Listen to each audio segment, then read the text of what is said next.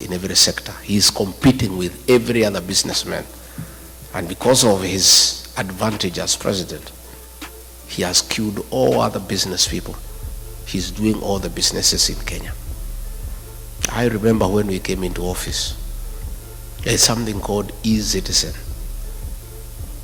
It was an app that was being operated by some private people and doing some little work for government. And when he came, he brought a lot of issues saying it is wrong for anybody in the private sector to collect money on behalf of government. And he said the Ministry of ICT must take up eCitizen.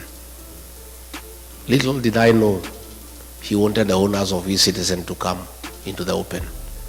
So when they came, he negotiated with them, took 80% of the business and said they should continue, and ordered all government services to be onboarded through eCitizen.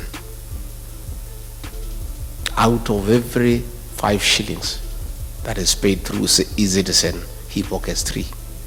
That is not enough. The Auditor General has reported more than 10 billion shillings collected through eCitizen cannot be traced.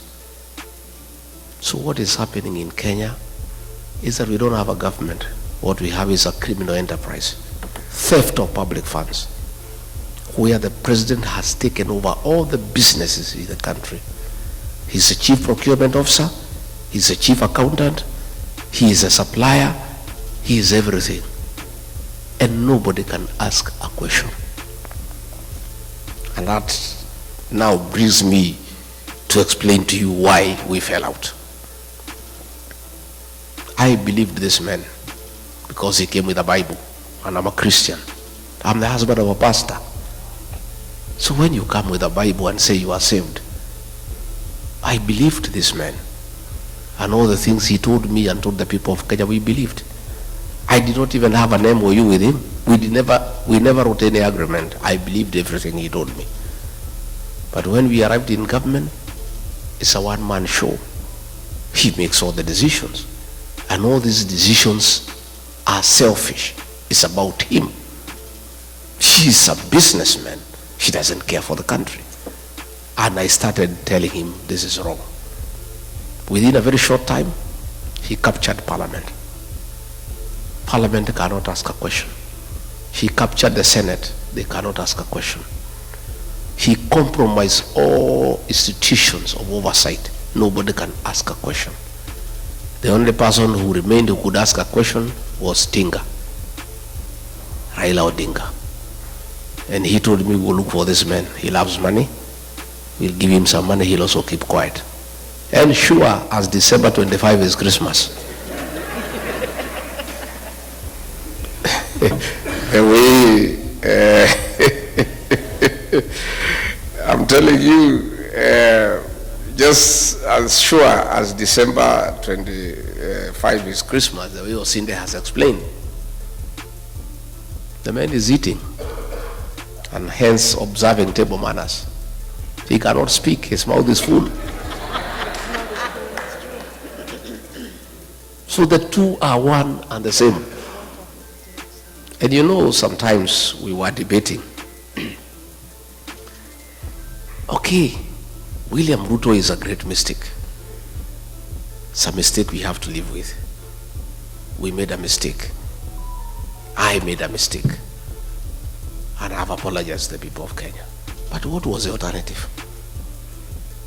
Had we elected Raila Odinga, the same thing would have happened. The two would have crossed ranks. They start eating together the way they are doing today. So we are just saying Kenya was presented with 2 unpleasant choices. There were 2 hyenas, but they were different. One without teeth and one with teeth. And I think to a certain extent, President Uhuru Kenyatta was right. Probably we should have gone for the hyena without teeth, because it will not finish us in one day. Yeah? Si ingetukula pole pole. Sasa mimi Rigathi GACHAGUA decided to go for the hyena with the teeth. And it started with me. So somebody was telling me, much as I sympathize with you, nafikiri ni sawa, hii fisi iko na meno ilianza na wewe, ndio sasa ikujie, si? So yesterday I heard David Morales saying that Jubilee can support Raila Odinga if they abandon William Ruto. Raila Odinga and William Ruto are birds of the same feather. None of them is an alternative. We must get rid of the two because they are Kenya's problem.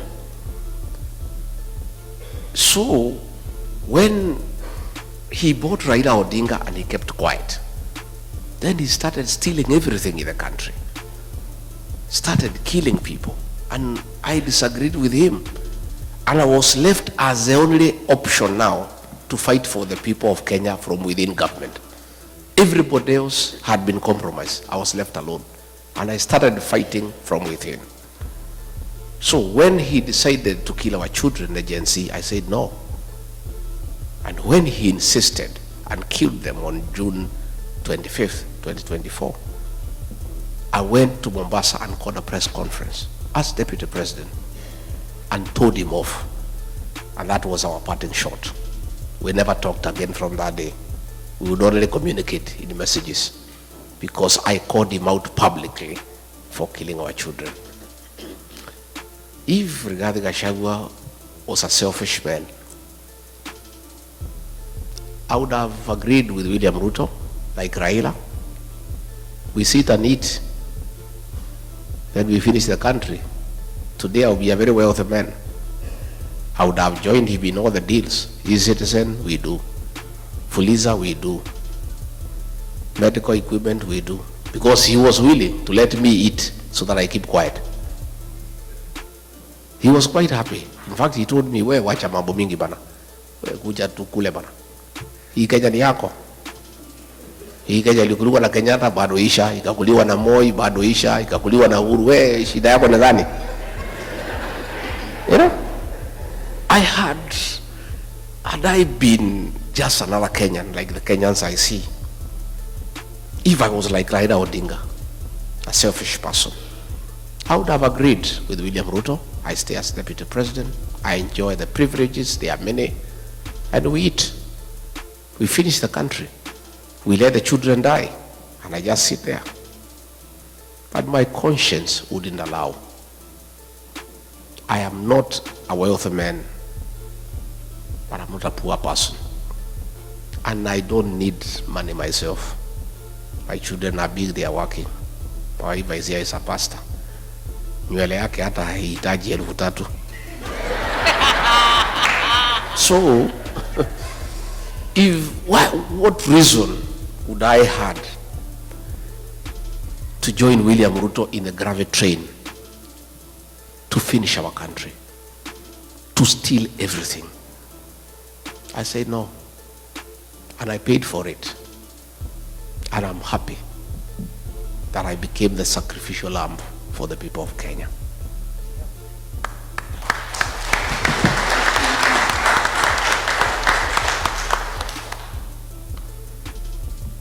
We will fix our country,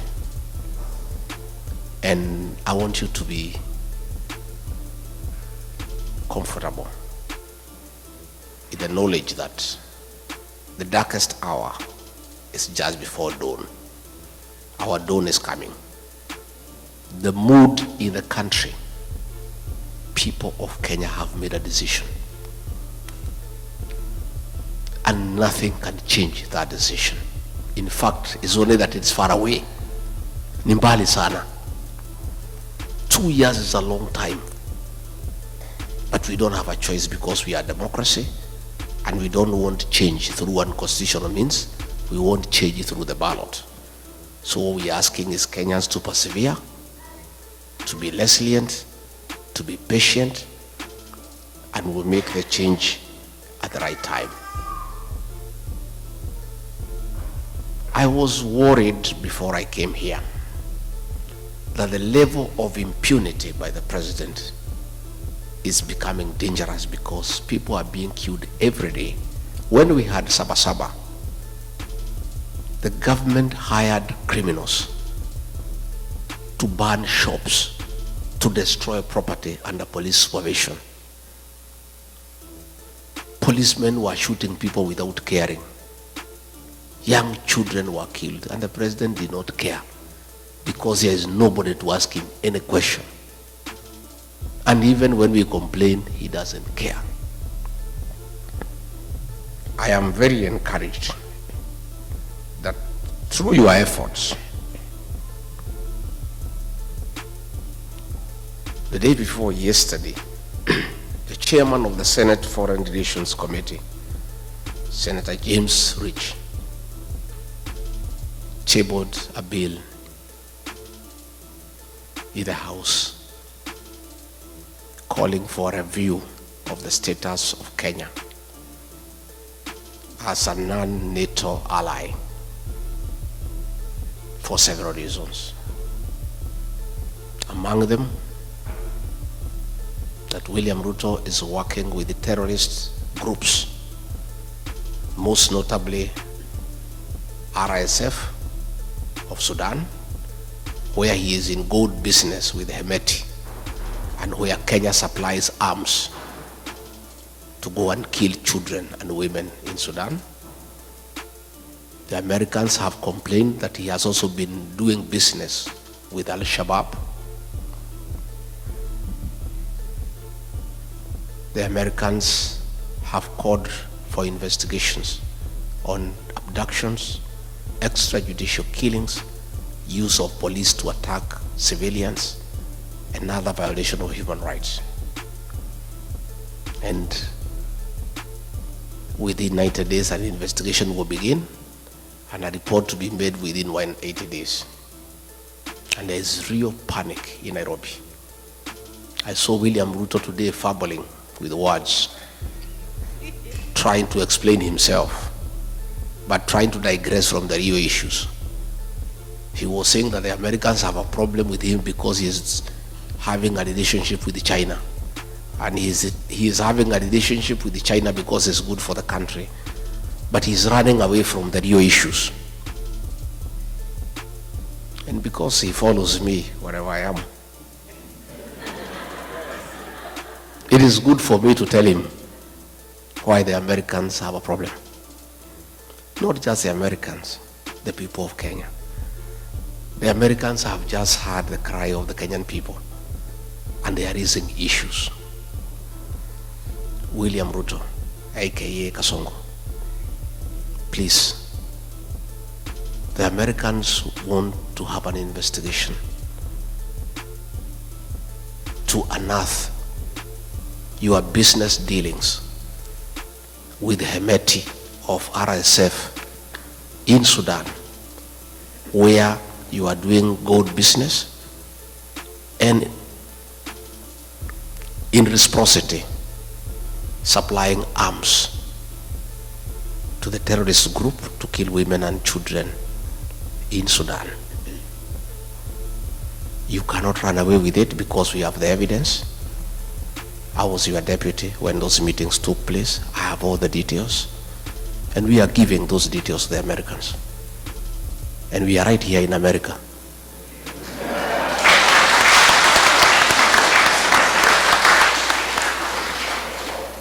And much as you think we are stupid, don't just think we are just here, just moving around. We are also here to put the Kenyan case to the American government and to Congress and to the Senate.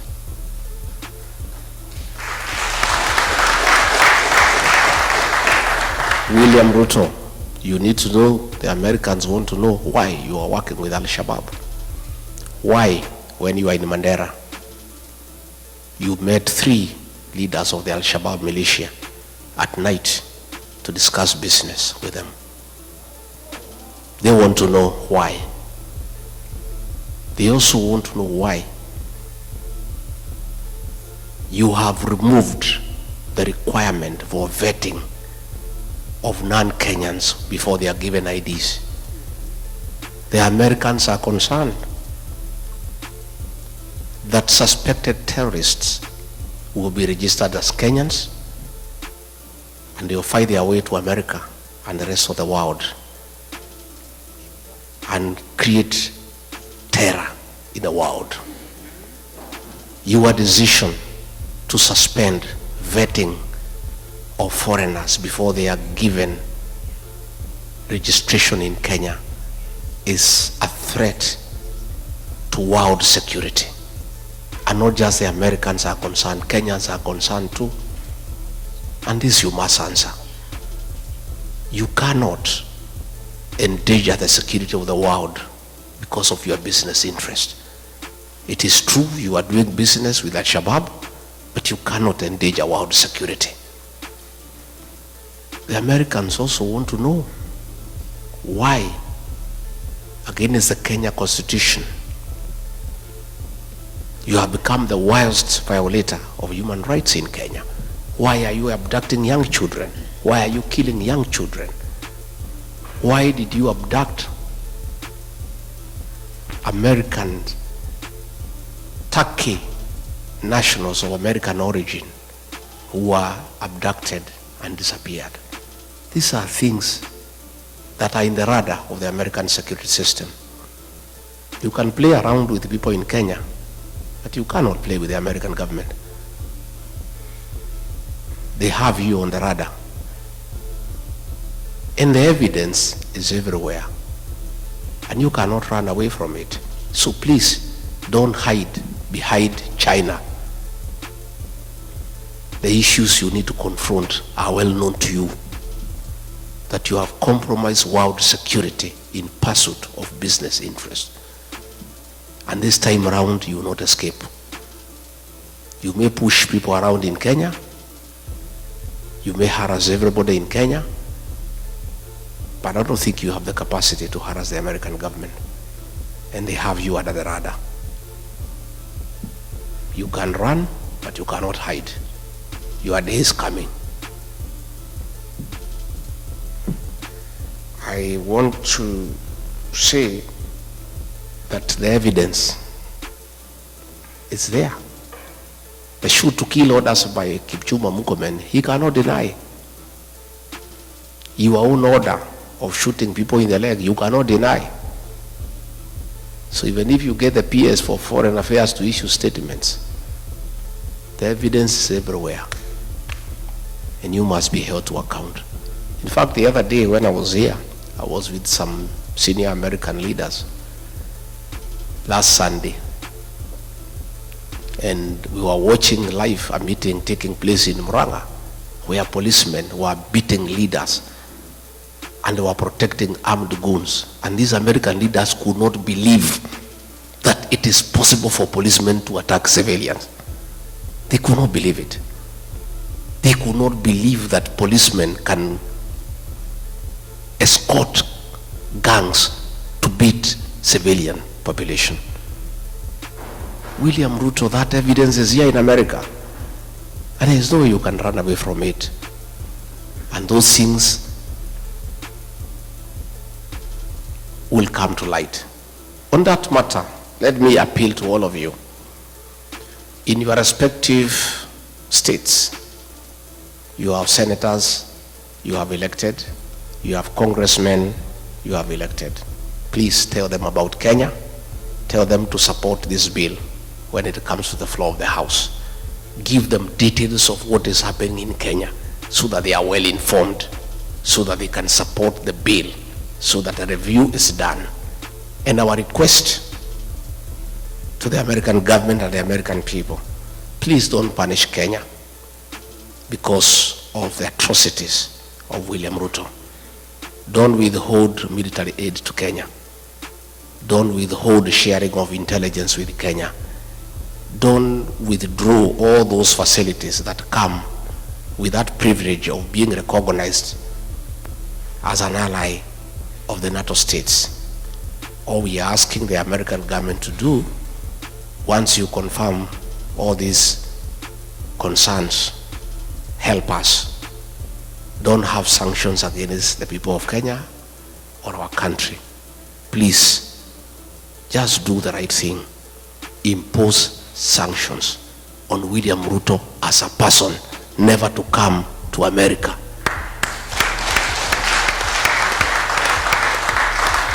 And I think if he does that, that is our problem. Kenya should not suffer because of one person. Let's deal with the person. And I think if the government here can impose sanctions against him, that he cannot come to America and he cannot go to other states that work with America, our problems will be sorted instead of punishing the country because of the actions of one person. Diaspora people,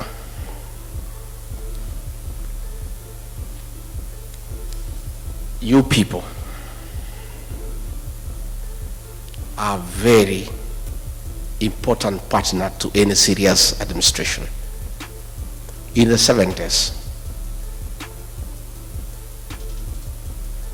coffee was #1 foreign exchange earner for our country. In the 80s, it was overtaken by tea. Tea became #1 foreign exchange earner for our country. In the 90s, both coffee and tea were overtaken by tourism, and it became #1 foreign exchange earner. But as we speak today, all those have been overtaken. The #1 foreign exchange earner for our country, Kenya, are remittances from the diaspora. It is you guys.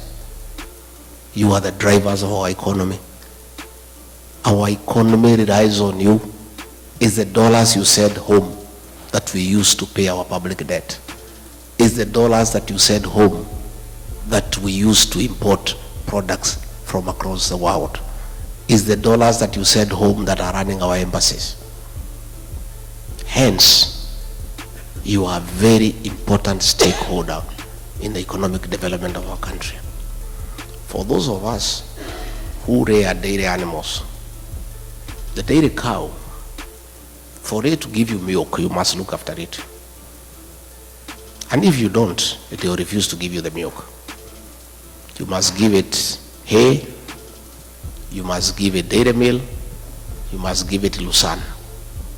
Nowadays, at home, we are supplying mattresses for cows to sleep on so that they don't feel cold at night. And some farmers are going to an extra mile to make sure the cows are happy and they produce milk, of playing country music of Ken Rogers and Don Williams to the cows so that they can produce milk. The diaspora brigade is our dairy cow for the Kenyan economy. We must look after you guys. And there is no way you guys are going to send your own money home for Kasongo to steal it. You will not agree. So we must correct the situation. You guys want nothing to do with corruption. I have talked to many of you since I came, and all of you have allergy to corruption. Isn't it? In fact, everybody I've had a chance to speak, they are telling me when they come to the airport how they are treated. When they go to Nyayo House, the way they are treated. And you guys cannot stomach it. We must deal with corruption in Kenya decisively. And they say the fish rots from the head. The problem we have in Kenya is the president is a leader of corruption in the country. State House is a crime scene. There are Asians there with briefcases every day, and he spends all the time with them. Sometimes he would keep me there as deputy president for 5 hours as he is talking to Asians, discussing deals. For us to deal with corruption in Kenya, we must start from the top, and then we come down. You guys must bring your money back home. Our country should stop borrowing money from other countries and borrow from you because you have the money. But But you can only give us the money if you are sure we'll give it back to you. And if it will be spent prudently for the benefit of the country. And those are the things that we want to form the government together, so that we can have very practical programs that satisfy what you want. I have said, and I said in Texas, that you guys, going forward, working with us when we form government, we want you to form a very strong diaspora bank for your money, for your investment here, with branches in Kenya and all over the world.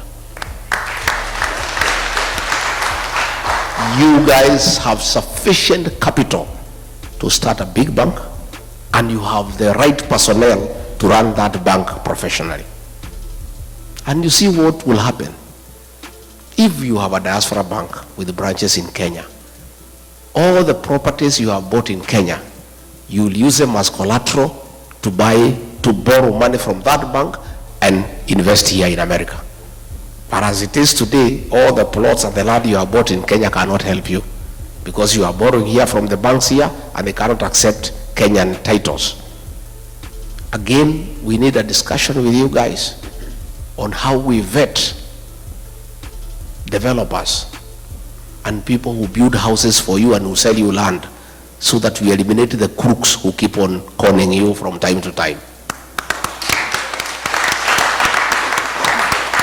We want to have a conversation that it is immoral and wrong to have double taxation. You cannot be taxed in America. After paying your taxes from your savings, you send money back home and then it is taxed again. That is a discussion we are going to have, so that the money you remit home must be exempted from double taxation, because you have already paid tax in your country of origin where you are working. We need to discuss, how do we encourage you to save at home? Can we have an incentive-driven package where we give you an interest rate that is higher than what you have here in America, so that you have the motivation to save your money back home, so that this money can be available for on-lending to other people and for government work, and your money is earning higher interest than your country where you are working. So I'm saying, I have come to start engaging with you. I don't want to engage you when we form government. I want to start this engagement mapema. So by the time we form government, because we are going to form government, already we have a plan in place for implementation. And that is why I want to create a mechanism for engagement with you people the way we are engaging today, so that we have a way we shall be engaging, so that you tell us what you want us to do. We also benefit from your experience in a country that is working. Devolution here is working. You know, I was here last night, it was raining. When we came out, you cannot even know it has rained, because the drainage works. Huh?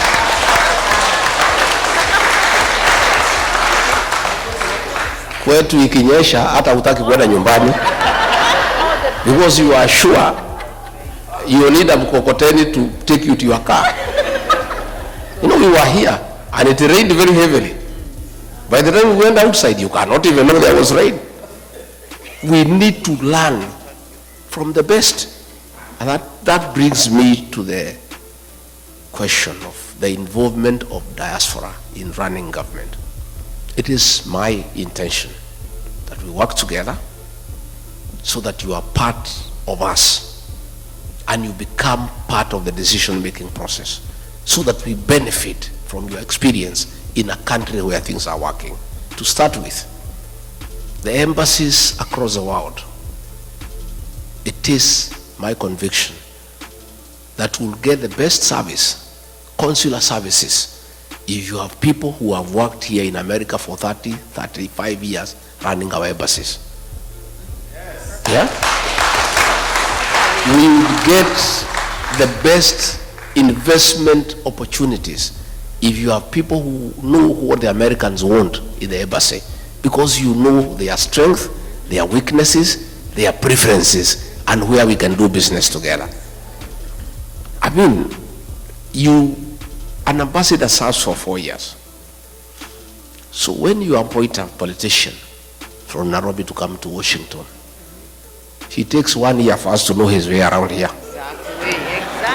True? True. First 1 year. Yes. Where do I take my children to school, hospital, nini, 1 year imeenda. Second year, start making friends with the Americans here. Imeisha. Mwaka ya 3, kujua Wakenya wanakaa wapi. Before he can even now start working, he is on his final year. Isn't it?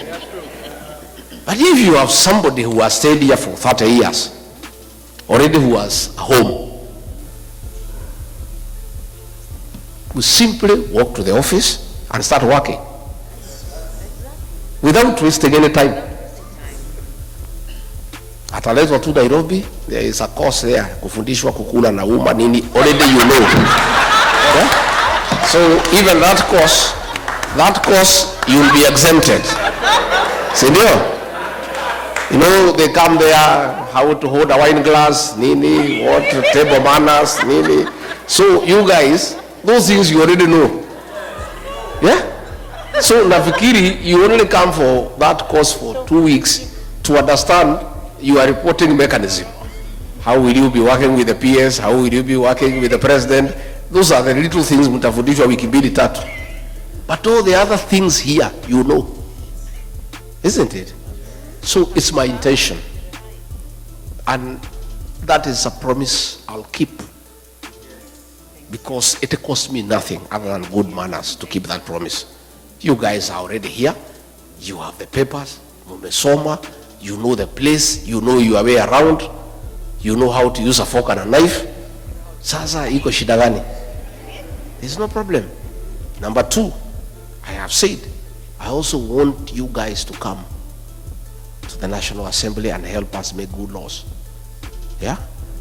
I want you to come to the Senate and help us make good laws.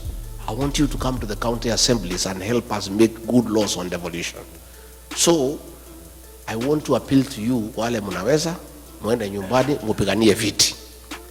Lakini on top of that, we shall nominate one person from diaspora to go to the Senate, another one to go to the National Assembly. Yeah?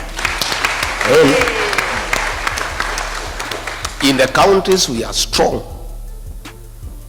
At least every county assembly we have one person from diaspora to come and help us to make good laws for devolution. Because devolution is working out here. And we want to borrow from people who know. Again, we'll also want you to come and serve in the national government. Let us have 1 or 2 PSs, wako pale. Let us have a cabinet secretary, ako pale. Let us have people in parastatus. You guys have the necessary expertise and experience. And I think for any leader who wants to make a difference, it is foolish not to utilize the available capacity for the country. And you guys have all the necessary capacity to assist the president to run a country successfully. So these are things that we want to do, and we'll be able to help each other. Again, I said when I was in Texas that we'll have to add 2-3 consulates across this large country to help. I think asking everybody to go to Washington or Los Angeles is a bit too hectic. So we'll add 1 or 2 or 3. Again, we'll introduce mobile consular services so that we have people coming here for a month. They issue IDs, passports, they go to another state. That is something we can be able to do so that we make it a bit reasonable and cheaper for you to access consular services by bringing the services where you are. I am a strong believer. I am a very strong believer that it is our business to take the government to the people, not the people to the government. it is us to take the government to the people. We will bring consular services to where you are, because that is the right way to do things. So mimi sitaki nisidishe hapo. I want to say, because I have found a few questions that have been written here, I'll go through them and I answer them, because I believe in participation. I don't believe like Kasongo in praise and worship. You know, the government he runs is praise and worship. We have some very funny characters there. You know, whatever they are told by Kasongo, I don't know what happened to their brains. If the MP for Kikuyu is told by Kasongo, go and insult Pastor Dorcas, anaenda anachukua microphone na mtukana. I saw another lady from Murang'a, anaambiwa na PA wa president, ana parade yeye mbele ya umati, anaambiwa asunguke. I don't know kama mliona. Ati huyu mama si ako sawa, si asunguke, muangalie vile anakaa, anasunguka. Huyu mama si ukiwa naye kwa kitanda utaamuka vizuri. You saw that woman? Yes.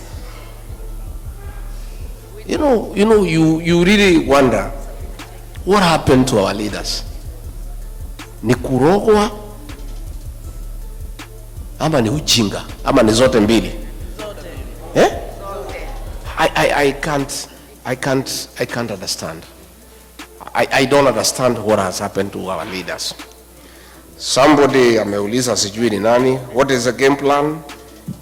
You are impeached, so you won't run or otherwise. Nani ameuliza hiyo? Somebody ameuliza hiyo?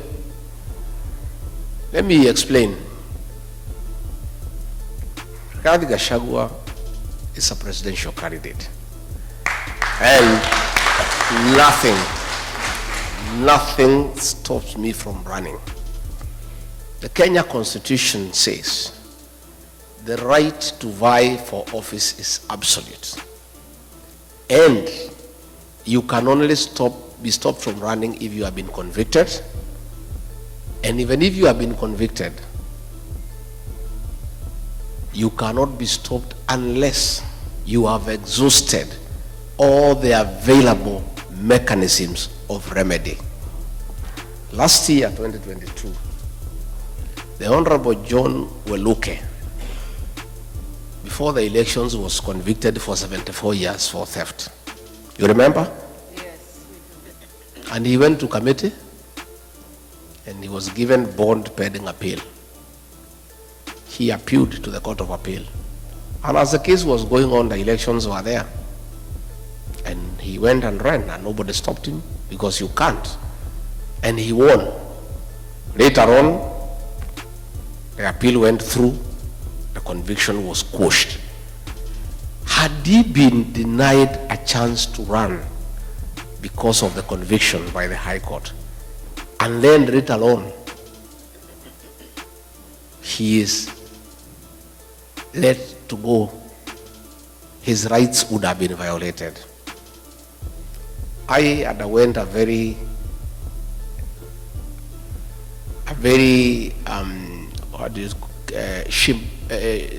shambolic exercise at the National Assembly and Senate.